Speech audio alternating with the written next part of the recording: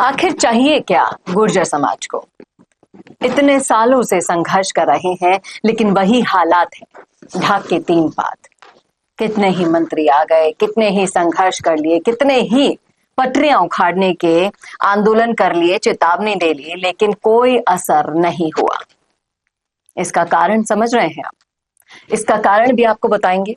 और अब एक बार फिर से जो हुंकार भरी जा रही है दिसंबर में गुर्जर समाज की तरफ से दिल्ली कूच की, उसको करने से पहले किन किन मुद्दों पर आपको बात करनी जरूरी है, सोचना जरूरी है, ये भी आपको समझाएंगे इस वीडियो में, इसलिए बने रहेगा आखिर तक हमारे साथ। नमस्कार, मैं हूं चेतना शर्मा।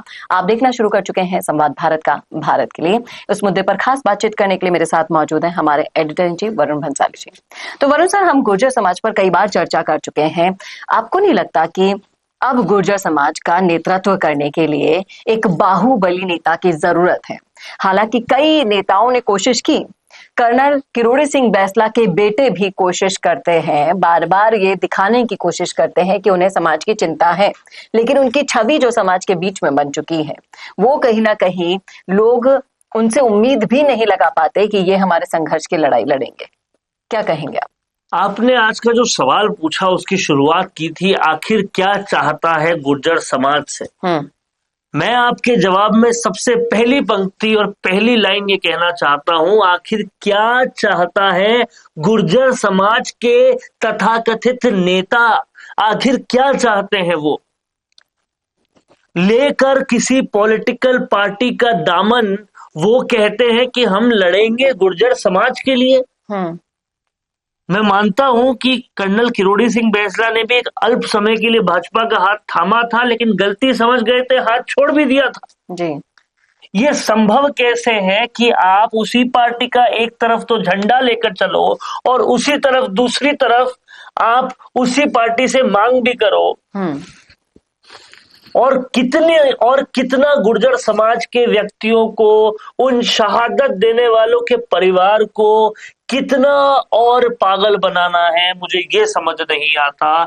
गुर्जर समाज भोला है, लेकिन गुर्जर समाज मार्शल कौम भी है। गुर्जर समाज कौम के लिए मरना मिटना भी जानता है। तो गुर्जर समाज वो भी है जो कहीं ना कहीं जानता है, समझता है कि कौन हमारे साथ राजनीति चमका रहा है और कौन हमारे लिए सच में काम कर रहा है। जी। आप समझिए कि क्या मिला अभी तक गुर्जर समाज को। गुर्जर आरक्षण की बात करते करते एमबीसी आरक्षण मिला। क्या गुर्जर आरक्षण और एमबीसी आरक्षण सेम है? बिल्कुल भी सेम नहीं है जी। गुर्जरों को पहले 1% तो कम से कम आरक्षण था, अब एमबीसी में तो और भी सब लोग आ गए। फिर क्या मिला? देवनारायण योजना मिली जो बिल्कुल डीएक्टिवेट है। वो डीएक्टिवेट होना एक तरफ बात है, लेकिन उसमें कई और लोगों को भी वो चीज मिल रही है। गुर्जर समाज के लिए केवल तो कुछ भी नहीं है। समझने वाली बात यह है कि जिस चीज की लड़ाई लड़ने के लिए शहादत तक दे दी, वो चीज आपको मिली और साथ में कई और समाज मिल गए। ये किस तरह से संभव है? और उसके बावजूद भी जब राजनीति में इनके लीडर्स निष्क्रिय होना शुरू करते हैं, सुर्खियों में नाम नीचे आना शुरू हो जाता है, फिर से गुर्जर आंदोलन की बात करना शुरू कर देते हैं और फिर से गुर्जर समाज का एक तबका उनके साथ चला जाता है। अरे समझने वाली बात यह है, राजनीति में सुर्खियां बटोरना अगर है तो कोई दूसरा तरीका निकालो। गुर्जर समाज को ही गुर्जर आरक्षण के प्रति बार बार लगातार आगे लाकर क्यों ऐसा कर रहे हो, जबकि आप नहीं दिलवा पा रहे? जी। और कहीं ना कहीं सोचने को मजबूर है आज हर वो गुर्जर समाज का व्यक्ति जो बुजुर्ग हैं। उन्होंने तो देखा है संघर्ष, कितने समय से संघर्ष कर रहा है, लेकिन आज भी संघर्ष करने वाली स्थितियां जस की तस बनी हुई है, कोई भी फर्क नहीं पड़ रहा। आप इस बात को समझिए कि जितने एकता के साथ सारे गुर्जर कर्नल किरोड़ी सिंह बैंसला के टाइम आया करते थे, आज नहीं आते। आधा भी नहीं, पौना धड़ा भी नहीं आता। क्यों?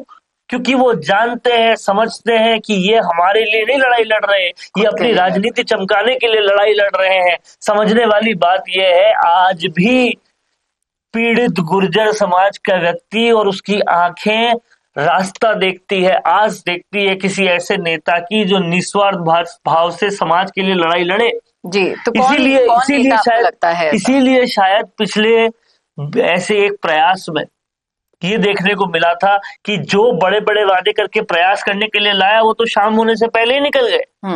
और फिर राजस्थान के बाहर से अतुल प्रधान को उन्होंने ज्यादा बेटर माना आंदोलनकर्ताओं ने। समझने वाली बात यह है कि चाहिए कोई ऐसा नेता जो समाज के लिए निस्वार्थ भाव से काम करे, और वो आज नहीं नजर आ रहा। कभी वो कुछ आंखें जो है विजय बैसला की तरफ देखती है, लेकिन अधिकतर आंखें कह देती कि नहीं कर पाएंगे। कभी कुछ आंखें सचिन पायलट की तरफ देखती, बहुत आस के साथ देखती है, लेकिन फिर सचिन पायलट जो है वो गुर्जर समाज के लिए काम करते हैं, बट वो केवल गुर्जर नेता अपने आप को कहलाना नहीं चाहते, इसलिए वो बाहरी नेता भी बताया जाता है, इसलिए वो साइलेंटली कर लेते हैं। उसके अलावा हिम्मत सिंह गुर्जर, ये वो बहुत सारे लोग हैं, लेकिन किसी को भी निस्वार्थ रूप से गुर्जर समाज के लिए काम करने वाला नहीं माना जाता। और यही कारण था राजस्थान में हो रहे धरने के पर सबसे ज्यादा भरोसा लोग पिछली बार अतुल प्रधान पे जता रहे थे। समझना पड़ेगा कि कर्नल किरोड़ी सिंह बैसला के नाम पे आगे बढ़ना एक बात होती है और कर्नल किरोड़ी सिंह बैसला बनना एक बात होती है, जो अभी तक नहीं हो पा रहा। दिसंबर की ये कूच कितने लोग एकता के साथ आएंगे, ये वाकई देखने वाली बात होगी, क्योंकि अभी तक वो एकता तो वापस नहीं देखने को एकता से पहले मान लीजिए अभी इस कूच का ऐलान हो गया है, एकता से पहले कैसे इसे बांटा जाए, कैसे इसे रोका जाए, उस पर काम पहले शुरू हो जाएगा। और कहीं ना कहीं यही कारण है कि गुर्जर समाज के लिए आज तक ऐसा नेतृत्व और कोई नहीं बन पाया, नहीं कर पा रहा है, ना बन पा रहा है ऑप्शन जैसा किरोड़ी सिंह बैसला जी ने किया था।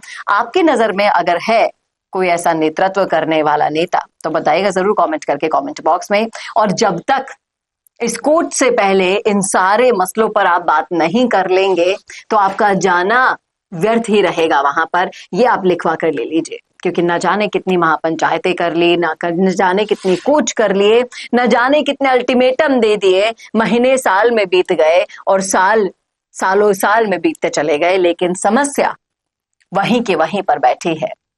कैसे होगा इसका निदान? आप समझदार हैं, बताइएगा जरूर कमेंट करके कमेंट बॉक्स में। कैसा लगा वीडियो बताना ना भूलेगा। समाज की समस्याओं पर किया गया विश्लेषण आपको कैसा लगा ये जरूर बताइएगा। और ऐसे वीडियोस के लिए देखते रहिए संवाद भारत का, भारत के लिए नमस्कार। अगर आप बनना चाहते हैं पॉलिटिशियन, लेकिन पब्लिक स्पीकिंग और अपने विचारों को व्यक्त करना चुनौती लगता है, या कैमरे और पब्लिक के सामने किसी तरह से बोल पाए इसमें मुश्किल होती है, तो मिशी मीडिया सॉल्यूशंस लेकर आया है पॉलिटिकल कंसल्टेंसी कैंपेन, जिसमें वरिष्ठ जर्नलिस्ट और पॉलिटिकल एनालिस्ट की एक्सपीरियंस्ड टीम आपको मदद करेगी, जिससे आपकी आवाज और भी बुलंद हो जाएगी। इसमें हम आपके गोल को पूरी तरह से टारगेट करेंगे कि किस तरह से आपको पार्टी पहचाने, आपको उस क्षेत्र के लिए चुने, कैसे सर्वेज में आपका नाम आए, कैसे लोगों के बीच में आपका माहौल बने। न सिर्फ कंसल्टेंसी हम आपको देंगे, बल्कि आपको सारे रास्ते दिखाएंगे और बताएंगे भी, जिससे आप भारत की राजनीति में अच्छे पॉलिटिशियन बनके समाज का सुधार कर सके। तो अभी कॉन्टैक्ट कीजिए स्क्रीन पर दिए गए नंबर पर।